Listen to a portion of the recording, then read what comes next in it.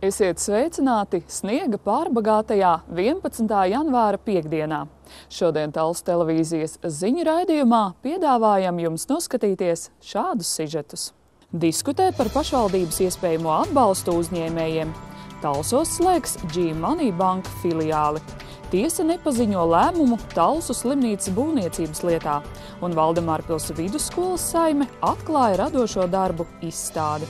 Ko pašvaldības spēj sniegt uzņēmējdarbības atbalstam, ko sagaida uzņēmējs? Uz šiem un daudziem citiem jautājumiem šodien diskusijas gaitā kopīgi mēģināja rast iespējamās atbildes. Šodien notika Talsu novada pieaugušo izglītības centra rīkotā apaļā galda diskusija Valsts, pašvaldība un uzņēmējs, kā plānot attīstību kopīgi. Piedalījās gan vietējie uzņēmēji, pašvaldības deputāti un citi interesanti, gan arī nozares eksperti valsts līmenī.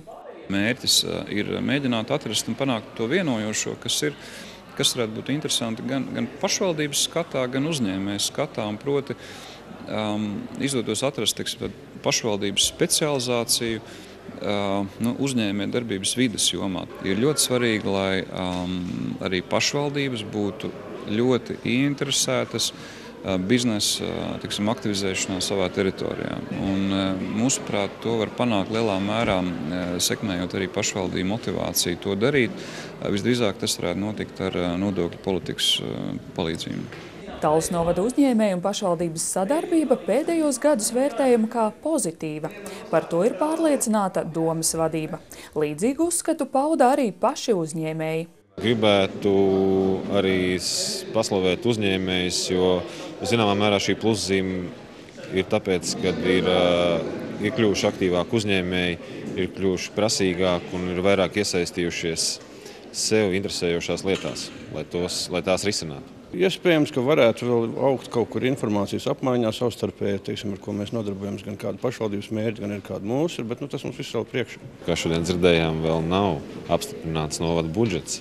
Tas nozīmē to, ka īsti skaidrs nav, ko mēs varēsim veikt šogad. Un sliktākais ir tas, ka valsts mērogā nav zināms Eiropas naudas piesaists iespējas un virzieni. Korekcijas pašvaldības Maciņā turpmāk ieviesīs viena no lielāko pašvaldības nodokļu maksātāju Sijā Jaunpagasts plus spirta rūpnīcas slēgšana. Jebkura uzņēmuma darbības apturēšana ir slikts signāls, taču vienlaicīgi turpinam pārunas, lai veidotos cita veida ražotne. Es domāju, ka turpinājums būs pozitīvs un tāda ražotne izveidosies. Jaunpagastā? Jā, doma ir, ka tas varētu būt Jaunpagastā. Un būs nepieciešamas lauksaimniecības produkcija, graudi, kā varētu ražot pilnīgi jaunus produktus. Kas tad ir Talsu novada atpazīstamības zīmola prece? Šādu jautājumu klātesošajiem uzdeva diskusijas vadītājs. Talsu piens noteikti. Tāda patērētāja viedokļa es tagad teikšu, jā, Talsu piens un es ceru tiešām Talsu pienu. Tā varētu būt vide, kurā ir labi dzīvot un vide, ap kuras ir iespējams veidot labu biznesu. Es vairāk esmu saistīts ar reģionu, man vairāk tas saistās ar Talsu Paugraini, bet, protams, tas ir ļoti tuvu viens otram. Kā jebkurā pilsētā arī Talsos var būt jebkas, sākot ar turismu, beidzot ar ražošanu un tirzniecību. Ja? Bet skaidrs, ka lielākais potenciāls no tādas ilgtspējas viedokļa, protams, ražošanas lietām. Šodienas diskusija bija daļa no Latvijas-Lietuvas pārobežu sadarbības programmas projekta, un tā vadītāja ir Inga Sokolova. Plānots, ka līdzīga veida diskusijas gan ar vietējiem, gan valsts līmeņa speciālistiem šajā gadā notiks vēl. Tuvākā jau pavisam drīz, un tās pamatēma būs, ko vēlas mājražotājs. Daci Mieriņa, Jurģis Rudaks, Talsu televīzija. Plašākas filiāļu tīklu restruktūrizācijas gaitā slēgs G-Money banka filiāli Talsos. Plānots, ka filiāles pēdējā darba diena būs 7. martā. Lēmums par G-Money banka filiāļu tīkla restruktūrizāciju pieņemts, lai pielāgotu bankas izmaksas pašreizējai biznesa aktivitātei un apjomam Latvijā. G-Money banka turpinās nodrošināt klientus ar bankas pakalpojumiem 8 filiālēs, internetbankā un bankomātos. Par plānoto filiāļu slēgšanu attiecīgo filiāļu klienti tiks informēti iepriekš un banka turpinās strādāt, lai nodrošinātu bankas pakalpojumus atbilstoši klientu prasībām. Tāpat banka sola, ka plānotai filiāļu aizvēršanai nebūs tiešas ietekmes uz G-Money banku Latvijas klientu depozītiem un saistībām. Klienti, kurus skar šī restruktūrizācija, tiks aicināti turpināt saņemt pakalpojumus citā tuvākajā G-Money banka filiālē, kā arī turpināt izmantot bankomātus un internetbanku, lai piekļūtu saviem līdzekļiem. Klienti tiek aicināti turpināt kredītu atmaksu atbilstoši līgumā noteiktajam grafikam. G-Money banka izvērtē iespējas nodot šīs restruktūrizācijas rezultātā skarto filiāļu telpas un ikdienas operācijas citām bankām, kas darbojas tirgū. Klienti attiecīgi tiks informēti, ja šāda iespēja radīsies. Pēc Talsu filiāles slēgšanas darbu turpinās G-Money banka filiāles Daugavpilī, Ludzā, Liepājā, Līvānos, kā arī Rīgā. G-Money banka Latvija mātes kompānija G-Capital paziņoja par lēmumu aiziet no Latvijas tirgus vairāk nekā pirms gada. Kamēr tiek izskatītas strateģiskās iespējas apdomīgai un atbildīgai aiziešanai no Latvijas tirgus, banka turpina darbu kā ierasts. Vakar bija paredzēts tiesas lēmums jaunās slimnīcas būvniecības lietā. Diemžēl administratīvā apgabala tiesa nesagatavoja lēmumu strīdā par atļauju turpināt jaunās slimnīcas būvniecību.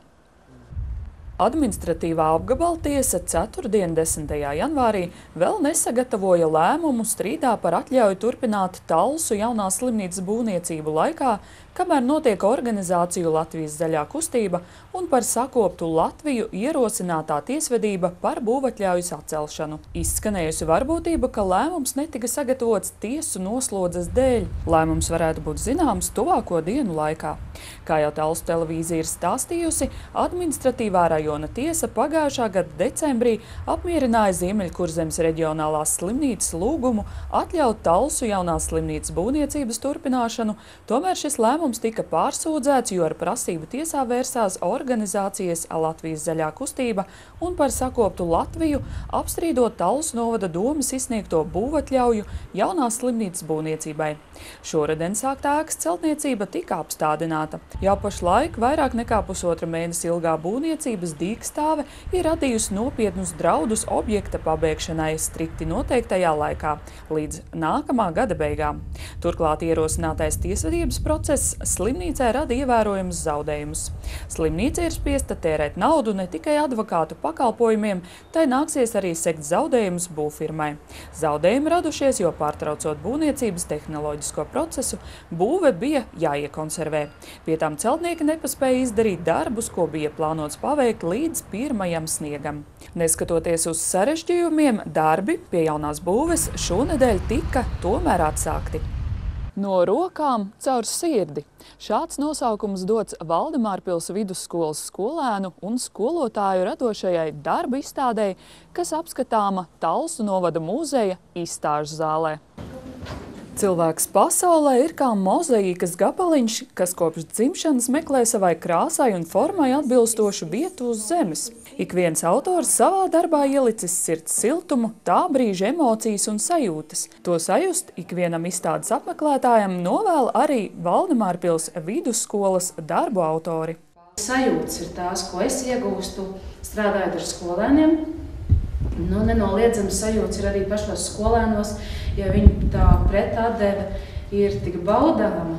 Un to es arī patiesībā jums novēlu sajust šajā izstādē. Kaut vienu mākslas darbu, vai siltādītu zeķi, vai mīļi darinātu pūriņu, vai pašportretā skatoties. Un tur man nāk prātā Edītes pašportrets, kas neapšaubām uzlūko pilnīgi ar dzīvām acīm, cilvēku dzīvām acīm uzzīmētām. Nepazaudējiet šo sajūtu un baudiet. Izstādē skatāmi pamatskolas un profesionālās programmas skolēnu pēdējo gadu darbi, kā arī pedagogu veikums daudzveidīgās tehnikās. Viņi sevi atklāja radot ar krāsām, pērlēm, dzijām, audumiem, koku, papīru un citiem materiāliem. Visā pasaulē rokdarbiem ir liela vērtība, un es redzu, ka arī skolniecēm parādās ar vien lielāku interesi un aizrautību strādā. Ja kādreiz, kāds 20 gadus atpakaļ varētu teikt, kad stundā viņš dara to darbu, ko tev pēc programmas prasa, un tad saka, es jau viņu tāpat nenēsāšu, tad tagad tā nav, tādas teikums vairs nelieto. Valdemārpils vidusskolas skolēni un pedagogi pārliecināti, ka viņu būtība atspoguļojas pašu radītajos izstādes darbos. Viena no autoriem, nu jau absolvente, Edīte Miske uzskata, ka radošuma caurstrāvota ir ne tikai viņas uztvere, bet arī dzīve. Vislabāk man patīk mans diploma darbs, un otrs favorīta darbs man ir mans portrets. Jā. Nu, tad diploma darbs ir ticis arī vilks mugurā. Jā, ļoti skaisti izskatās šeit. Vērotāji tad ir daudz un komplimenti izteicēji. Jā, vienmēr par šo darbu, jā. Vai tu ikdienā vispār daudz šuji sev apģērbu? Gadās, bet bieži nē, nu tā, kad man ir iedvesma. Mācēt šūt šobrīd ir moderni. Par to ir pārliecināts ne tikai meitenes, bet arī viņu pedagoģi. Es cenšos mudināt, lai meitenes nāk ar savām idejām.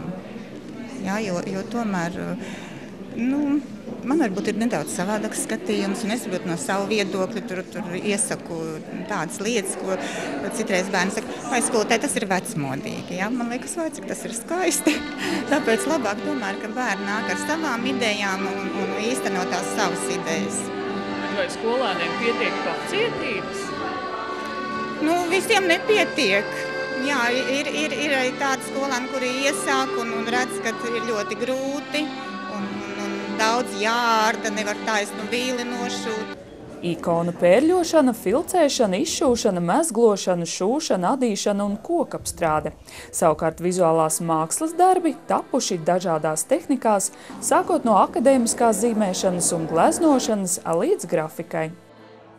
Skolā programma kā tāda ir vairāk balstīta uz akadēmisko zīmēšanu, uz mācīšanos zīmēt, ne tik daudz uz dekoratīvo. Kaut gan izstādē noteikti daudz darbs redzēsiet dekoratīvus, tur skolēni vairāk parāda savu varēšanu un prasmi, kā viņš māk apvienot teoriju ar praktisko un eksperimentēt materiālus, bet vairāk tomēr izvēlās akadēmiski, vai tā ir grafika, vai tā ir zīmēšana, vai tā ir gleznošana.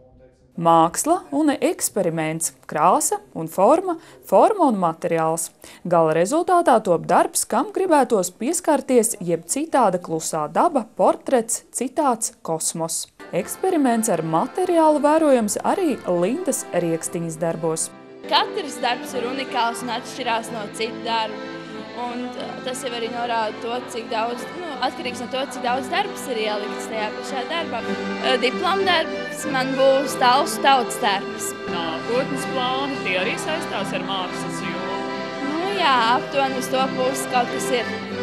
Meklēt, radīt, neapstāties mājturības un vizuālās mākslas stundās rosina pedagogi Anda Dzene, Kira Petroviča, Gija Čudere, Igurds Baņķis un Kārlis Ziediņš. Vai var teikt, ka Valdemārpils vidusskola jau ir izveidojusies par tādu savu veidu zīmolu novadā saistībā ar mākslu? Es domāju, ka tas zīmols jau ir vairāk gadu garumā, un jau es teikšu tā, šogad aprit 20 gadu, kad mums ir mājsaimniecības klasē ir modes skati, tad principā es teikšu tā, no 15 gadus mums ir savu veidu zīmols novadam, kādreiz rajonam, jo mēs asociējamies ar darbmācības klasēm un ar mākslas novirzienu un piesatienu. Izstādē, kura būs apskatām līdz 3. februārim, redzama tikai neliela daļa darbu. Tādēļ vidusskolas saime aicina ikvienu apmeklēt tradicionālo izstādi un modes skati maijā. Daci Mīriņa, Jurģis Rudaks, Talsu televīzija. Paldies, ka skatījāties! Piektdienas raidījums ir izskanējis. Lai jums jauka nedēļas nogale un uz tikšanos pirmdien!